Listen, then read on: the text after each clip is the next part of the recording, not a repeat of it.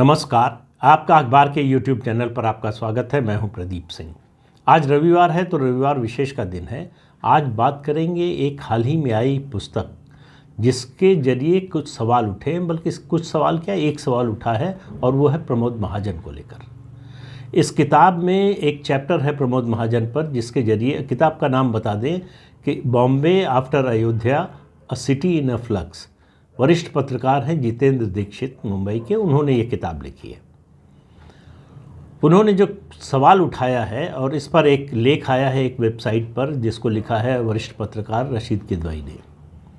उन्होंने प्रश्न ये उठाया, यह मुद्दा ये उठाया है कि अगर प्रमोद महाजन जीवित होते तो नरेंद्र मोदी का नेतृत्व स्वीकार नहीं करते। उस चैप्टर में प्रमोद महाजन के बारे में लिखा है, कैसे उनकी मौत हुई, उनके भाई ने कैसे गोली मारी, और वो शिवसेना और बीजेपी का अलायंस किस तरह से कराया।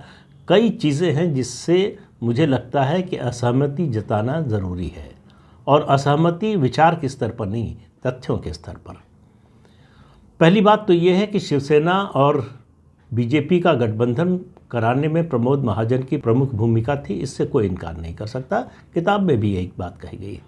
लेकिन दूसरी ये जो धारणा है वो ये कि शिवसेना और बीजेपी का गठबंधन करवाकर प्रमोद महाजन ने शिवसेना को राष्ट्रीय पार्टी बनने से रोक दिया या दूसरे राज्यों में उसके विस्तार को रोक दिया, इससे मैं सहमत नहीं हूँ। देखिए, शिवसेना मुख्य रूप से मुंबई और कोंकण की पार्टी थी, और उसको थोड़ा आगे बढ़ाएं तो महाराष्ट्र की पार्टी कह सकते हैं। उसके बाहर उसका कभी कोई असर कहीं भी नहीं रहा। जो एक विधायक उत्तर प्रदेश में जीता जिसका नाम लिया जाता है पवन पांडे का, वो अपने इंडिविजुअल उससे जीते। अगर वो शिवसेना की बजाय जो है राधे सेना के नाम से भी लड़ते तब भी जीत गए होते उस चुनाव में। तो इसलिए शिवसेना का उसमें कोई लेना देना नहीं था। बाल ठाकरे कभी भी महाराष्ट्र से बाहर गए नहीं। दो अवसर है, किताब में ही उनका जिक्र है जितेंद्र दीक्षित की। एक बार वो जो है वो जब बाबरी मस्जिद के मामले में उनकी पेशी थी अदालत में, तब गए थे। दूसरी बार वो सुब्रत राय के बेटे की शादी के समारोह में गए थे। उसके अलावा मुझे जहाँ तक याद है कि बाला साहब ठाकरे कभी दिल्ली भी नहीं आए। उन्होंने कभी महाराष्ट्र के बाहर अपनी पार्टी का प्रचार प्रसार या उसका संगठन बनाने की कोशिश भी नहीं की। महाराष्ट्र में भी वो एक सीमित दायरे तक जो है वो सिमटे हुए थे। मैक्सिमम उनकी जब लोकप्रियता सबसे चरम पर थी, शिखर पर थी, तब अधिकतम परफॉर्मेंस, सबसे बेहतर परफॉर्मेंस जो है शिवसेना की थी। 288 सीट्स जो महाराष्ट्र की हैं, महाराष्ट्र विधानसभा की, उनमें से 73 वो 1995 में जब बीजेपी और शिवसेना की सरकार बनी थी। वो भी स्पष्ट बहुमत गठबंधन को नहीं मिला था, निर्दलियों और कुछ छोटी पार्टियों को मिलाकर सरकार बनी थी। तो बाला साहब ठाकरे अपनी पार्टी को महाराष्ट्र में कभी नंबर 1 की पार्टी उस तरह से नहीं बना पाए। 1995 को छोड़ दे तो जब तब भी नंबर 1 पार्टी अगर 288 में से सिर्फ 73 सीटें लाकर बनती है तो इससे आप उसका अंदाज़ा लगा सकते हैं कि उसका प्रभाव कितना ज़्यादा है। दूसरा, ये कहना कि बाला साहब ठाकरे जब भी नाराज़ होते थे या कोई बीजेपी शिवसेना में कोई बात होती थी, तब प्रमोद महाजन अटल बिहारी वाजपेयी और लाल कृष्ण आडवाणी को मातोश्री ले जाते थे और मामला शांत हो जाता था। अब आप देखिए कि अटल बिहारी वाजपेयी और लाल कृष्ण आडवाणी बाला साहब ठाकरे से अगर चुनावी दृष्टि से देखें, जनाधार की दृष्टि से देखें, लोकप्रियता की दृष्टि से देखें, तो दोनों बाला साहब ठाकरे से बहुत बड़े नेता थे महाराष्ट्र के बाहर। महाराष्ट्र में निश्चित रूप से बाला साहब ठाकरे उनसे बड़े नेता थे, लेकिन उनका मातोश्री जाना ये अपने सर्वोच्च नेताओं का सम्मान घटाने जैसा था। और इस अलायंस से, बीजेपी शिवसेना के अलायंस से बीजेपी को दीर्घकाल में नुकसान ज़्यादा हुआ, फ़ायदा कोई नहीं हुआ। और उसका प्रमाण है 2014 का चुनाव। एक चुनाव में नरेंद्र मोदी ने बीजेपी को चौथे नंबर से पहले नंबर की पार्टी बना दिया। 288 में से 122 सीटें बीजेपी जीती, जो शिवसेना कभी कभी हासिल नहीं कर पाई। इसलिए बीजेपी का विकास अवरुद्ध हुआ इस गठबंधन के कारण। तात्कालिक स्तर पर भले ही फायदा हुआ, और जब ये गठबंधन हुआ तब भी आप देखिए राष्ट्रीय राजनीति की दृष्टि से बीजेपी बड़ी पार्टी थी शिवसेना से, महाराष्ट्र के अंदर भी 1989 में जब समझौता हुआ तो पहला चुनाव साथ लड़े लोकसभा का। बीजेपी 22 सीटों पर लड़ी, शिवसेना 6 सीटों पर लड़ी। शिवसेना की ये भी हैसियत नहीं थी कि बाकी की जो 48 में से 22 घटाने पर जो सीटें बचती हैं उन पर वो चुनाव भी लड़ सके, उम्मीदवार भी खड़े कर सके। लेकिन बात आज शिवसेना बीजेपी की नहीं, बात आज हो रही है प्रमोद महाजन की कि क्या वे जीवित होते, मतलब जीवित होते 2014 की बात हो रही है, निश्चित रूप से संदर्भ वही है, तो नरेंद्र मोदी का नेतृत्व स्वीकार करते। अब वो जीवित होते तो क्या होता, स्वीकार करते नहीं करते, इसके बारे में हम आप सब लोग अनुमान ही लगा सकते हैं। और जाहिर है कि जितेंद्र दीक्षित ने भी अनुमान ही लगाया है। जो वो प्रमोद महाजन के बारे में जानते थे, उनसे मुलाकात के दौरान जो उनके व्यक्तित्व का उनको विभिन्न आयाम दिखाई दिए, जो हैसियत थी भारतीय जनता पार्टी में उनकी, उस सब को मिलाकर उन्होंने एक निष्कर्ष निकाला है। तो प्रमोद महाजन जीवित होते तो क्या करते, ये तो हमको आपको कभी पता नहीं चलेगा। कोई ऐसी शक्ति नहीं है जो पता कर सके। लेकिन उनके जीवित रहते क्या हुआ, इसके जरिए हम थोड़ा सा अनुमान लगा सकते हैं। तो उसके लिए थोड़ा अतीत के पन्नों को पलटने की ज़रूरत है। प्रमोद महाजन भारतीय जनता पार्टी के राष्ट्रीय महामंत्री थे। वो अपने पूरे राजनीतिक जीवन में सिर्फ 2 बार लोकसभा चुनाव लड़े। पहला 1996 में मुंबई नॉर्थ ईस्ट से लड़े और जीते। उसके बाद चुनाव हुआ लोकसभा का 1998 में, वो फिर उसी सीट से चुनाव लड़े और हार गए। उसके बाद उन्होंने कभी लोकसभा का चुनाव नहीं लड़ा और हमेशा राज्यसभा से आते रहे। प्रमोद महाजन भारतीय जनता पार्टी के सबसे प्रभावशाली और ओजस्वी वक्ताओं में थे, वो और सुषमा स्वराज। अटल जी के बाद अगर किसी की मांग होती थी अपने चुनाव क्षेत्र में सभा के लिए बुलाने के लिए, तो वो प्रमोद महाजन और सुषमा स्वराज 2 नेता थे भारतीय जनता पार्टी के। प्रमोद महाजन बड़े कुशल प्रबंधक थे, इसमें कोई दो राय नहीं है। लेकिन प्रमोद महाजन कभी जन नेता नहीं थे, कभी मास बेस वाले नेता नहीं थे। जो नेता अपने प्रदेश में अपने लिए एक सुरक्षित सीट न तलाश पाए, मेरी नज़र में उसकी और जितनी भी खूबियां हों, लेकिन वो जनाधार वाला नेता नहीं कहला सकता है। वो पार्टी को राष्ट्रीय स्तर पर लीड करने वाला नेता नहीं बन सकता है। उसकी बाकी खूबियां अपनी जगह है। तो प्रमोद महाजन के साथ और भी बहुत सी चीज़ें जुड़ी हुई थी। एक, रिलायंस के प्रति उनका सॉफ्ट कॉर्नर या नज़दीकी। वो जब कम्युनिकेशन मिनिस्टर बने, टेलीकॉम मिनिस्टर बने, तब उन्होंने रिलायंस इन्फोकॉम उस समय थी, उस कंपनी का नाम था, उसको WLL के जरिए पूरे देश में टेलीकॉम सर्विसेज प्रोवाइड करने का लाइसेंस दे दिया बिना किसी लाइसेंस फी के। ये बात भारतीय जनता पार्टी के शीर्ष नेतृत्व को पसंद नहीं आई। उसके अलावा उनकी कोशिश थी, उनकी मांग थी और सार्वजनिक रूप से ये वो बोल चुके थे कि धीरू भाई अंबानी को भारत रत्न मिलना चाहिए। ये भी पार्टी को पसंद नहीं आया। उनके साथ जो 2-3 और गंभीर चीज़ें हुई, एक, शिवानी भटनागर हत्याकांड में उनका नाम आना। एक समय स्थिति ये आ गई थी कि उनका DNA टेस्ट भी होने वाला था, लेकिन दिल्ली पुलिस ने आरोप लगाने वाले के आरोप में कोई दम न होने पर उस प्रक्रिया को रोक दिया। लेकिन VSNL, विदेश संचार निगम लिमिटेड, ये BSNL नहीं, V फॉर विक्ट्री वाला BSNL उस समय था, जिसका डाइवेस्टमेंट होना था, जिसको सरकार बेचना चाहती थी। उसके 2 प्रमुख दावेदार थे, रिलायंस इंडस्ट्रीज और टाटा ग्रुप।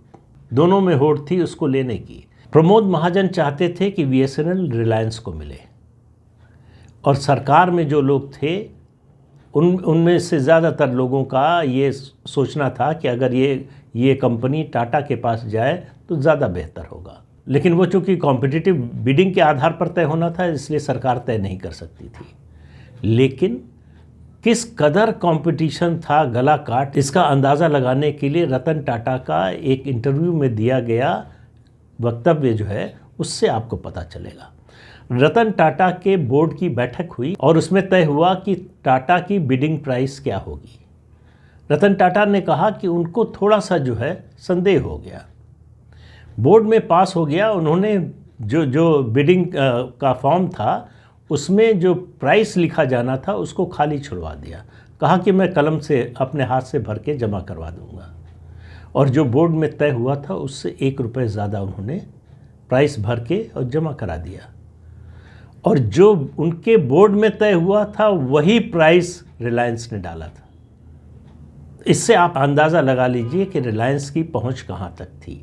इन सब मामलों के कारण प्रमोद महाजन से प्रधानमंत्री अटल बिहारी वाजपेयी नाराज़ थे। उस नाराज़गी के कारण क्या हुआ वो बताने से पहले एक और घटना का जिक्र ज़रूरी है, जिससे पता चलेगा कि प्रमोद महाजन अगर होते तो क्या होता। 2005 जिन्ना प्रकरण के बाद लालकृष्ण आडवाणी को पार्टी अध्यक्ष से हटाने का फैसला हो चुका था। संघ के स्तर पर, पार्टी के स्तर पर नया अध्यक्ष चुना जाना था। मुंबई में अधिवेशन था, वो स्वर्ण जयंती अधिवेशन था। बीजेपी के गठन के 25 साल पूरे हो रहे थे, और नए अध्यक्ष के लिए जो लोग रेस में थे, प्रमोद महाजन को लगता था कि उनसे बेहतर दावेदार कोई है नहीं। लेकिन न तो पार्टी के लोग तैयार थे, न संघ तैयार था। इस बात पर ध्यान दीजिए। और अध्यक्ष कौन बना? राजनाथ सिंह, जो प्रमोद महाजन से जूनियर थे उस समय, जिनको प्रमोद महाजन अपना बहुत ज़्यादा जूनियर मानते थे। और प्रमोद महाजन की नाराज़गी और गुस्सा और उनके मन में राजनाथ सिंह के प्रति क्या भावना थी, उसका प्रमाण मिला अधिवेशन के दूसरे दिन, जब शिवाजी पार्क में पब्लिक रैली होनी थी अटल जी की। उस समय एक लिफ्ट के जैसा मंच बनाया गया कि नीचे से कमल के आकार की कुर्सियां बनेंगी, उन पर 25 नेता बीजेपी के वरिष्ठ बैठेंगे, और वो लिफ्ट ऊपर आएगी, मंच बन जाएगा भाई। और उन 25 में राजनाथ सिंह नहीं थे, जो अगले ही दिन पार्टी के राष्ट्रीय अध्यक्ष बनने वाले थे। तो इससे अंदाज़ा लगा लीजिए, राजनाथ सिंह को पार्टी का राष्ट्रीय अध्यक्ष बनने से प्रमोद महाजन नहीं रोक पाए थे। और नहीं रोक पाए थे वो इसलिए कि न तो पार्टी साथ थी और न तो संघ साथ था। इसलिए मेरा ये कहना है कि ये अंदाज़ा लगाना, ये निष्कर्ष निकालना कि प्रमोद महाजन होते तो स्वीकार न करते नरेंद्र मोदी का नेतृत्व। दूसरी बात पर आता हूँ जो मैंने बीच में छोड़ दी थी, कि प्रधानमंत्री की नाराज़गी का क्या असर हुआ। 2001 में टेलीकॉम मिनिस्टर बने थे प्रमोद महाजन। 2003 में रात का समय था, शायद 9, 10, 11 कुछ ऐसा समय था। प्रमोद महाजन गाड़ी में बैठने जा रहे थे, वो विदेश यात्रा पर जा रहे थे। तभी अंदर से कोई दौड़कर आया, उसने कहा कि प्रधानमंत्री का फ़ोन है। प्रमोद महाजन गाड़ी छोड़कर गए फ़ोन लेने के लिए। फ़ोन पर कहा गया कि तुरंत आ जाइए। उन्होंने कहा मैं विदेश जा रहा हूँ, मेरी फ़्लाइट है, मैं एयरपोर्ट के लिए निकल रहा था। कहा गया कि कैंसिल कर दीजिए। और प्रमोद महाजन गए, उनसे कहा गया इस्तीफ़ा दे दीजिए। उनको इस्तीफ़ा देना पड़ा। अब अंदर क्या बात हुई, अटल जी ने उनसे क्या कहा, इन्होंने क्या जवाब दिया, ये किसी को पता नहीं है। लेकिन इतना पता है कि वो गए और उनको इस्तीफ़ा देना पड़ा, और फिर अगले दिन कहना पड़ा कि मैं संगठन का काम करना चाहता हूँ, मैं रथी से अब सारथी बनना चाहता हूँ। यानी अभी तक रथ पर सवार था, अब सारथी बनकर रथ को चलाना चाहता हूँ। और उनको संगठन में महामंत्री की फिर से जिम्मेदारी मिली। और 2004 के लोकसभा चुनाव से पहले राजस्थान के विधानसभा चुनाव का प्रभारी बनाया गया था। 2004 के लोकसभा चुनाव अभियान समिति का अध्यक्ष बनाया गया। ऐसा कहते हैं कि आडवाणी जी और प्रमोद महाजन का ही ये आइडिया था इंडिया शाइनिंग का नारा, और समय से पहले चुनाव कराने का। जो 3 राज्यों में जीत हुई भारतीय जनता पार्टी की, राजस्थान, मध्य प्रदेश और छत्तीसगढ़ में, उससे उत्साह बढ़ा और लगा कि ये बहुत अच्छा समय है चुनाव कराने का।